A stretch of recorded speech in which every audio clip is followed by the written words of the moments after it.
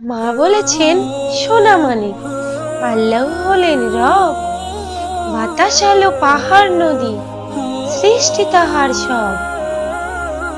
রহম করো আল্লাহ আমার আব্বা এবং মার, তারা যেমন লালন পালন করেছিলেন আমার।